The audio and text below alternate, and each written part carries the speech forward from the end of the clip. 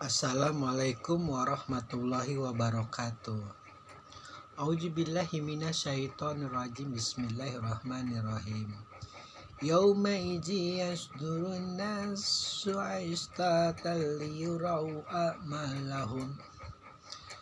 Pada hari itu manusia keluar dari kuburnya dalam keadaan berkelompok untuk diperlihatkan kepada mereka balasan atas semua perbuatannya.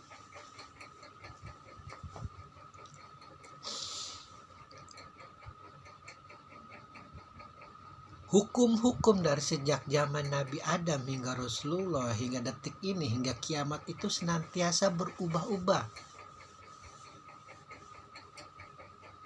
Senantiasa berganti-ganti. Tergantung situasi kondisi lingkungan masyarakat. Tergantung situasi kondisi lingkungan politik. Tergantung situasi dan kondisi lingkungan persetujuan antar elit-elit kelompok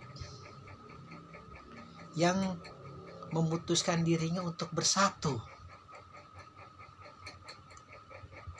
yang memutuskan dirinya untuk bergabung menjadi satu kesatuan yang namanya suatu negeri.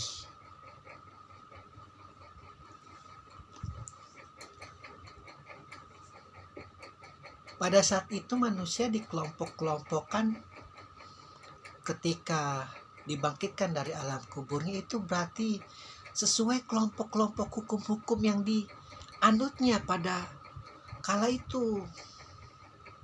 Pada saat sejak zaman Nabi Adam hingga Rasulullah.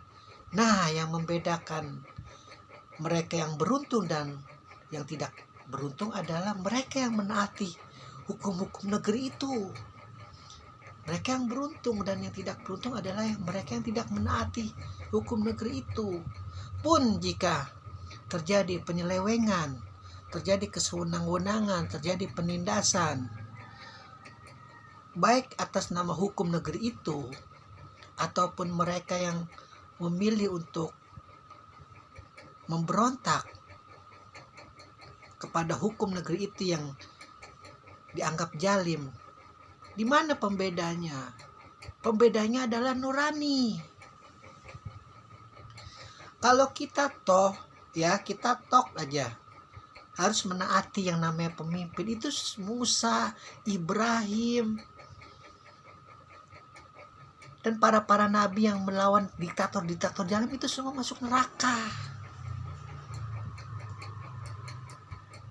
Karena melawan pemimpinnya walau bagaimanapun di suatu negeri. Makanya pembedanya adalah nurani. Jadi hukum dari zaman Nabi Adam sampai Rasulullah sampai hari kiamat itu berubah-ubah.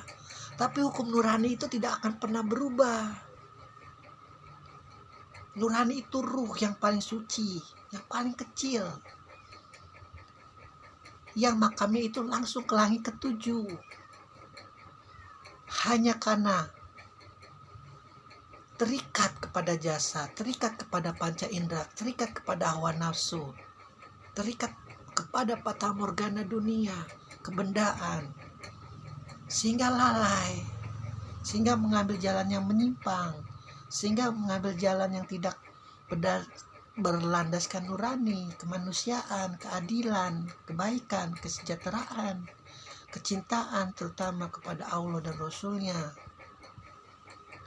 Jadi berkelompok-kelompok itu, kelompok tirani, kelompok yang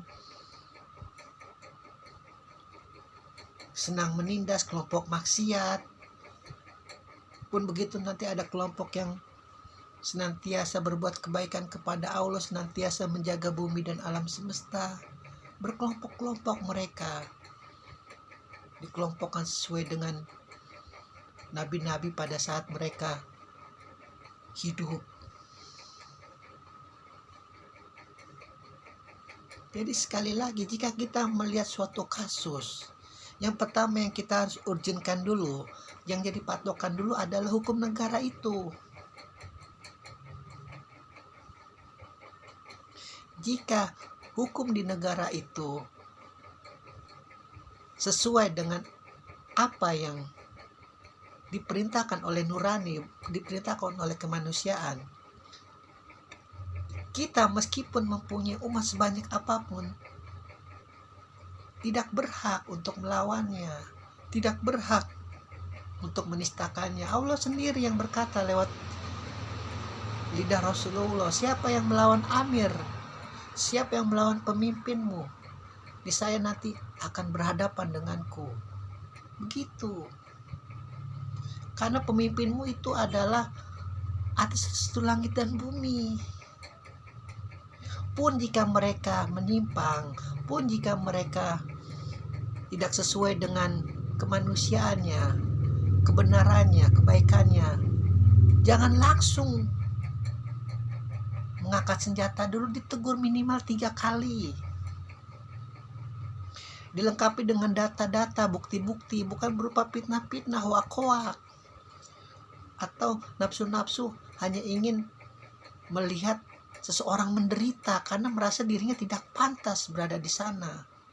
Hanya dia yang pantas karena mempunyai umat yang rela mati di belakang dia. Sering kita orang Islam, bukan hanya di Indonesia, dari sejak zaman Rasulullah sampai detik ini, orang kafirnya sih biasa-biasa saja, yang di dalamnya ributnya nggak jelas, merasa paling benar, merasa yang paling Al-Quran, merasa yang paling hadis, merasa yang paling mengerti Allah, mengerti Rasulullah, sehingga hukum-hukum negara itu dikesampingkan dulu.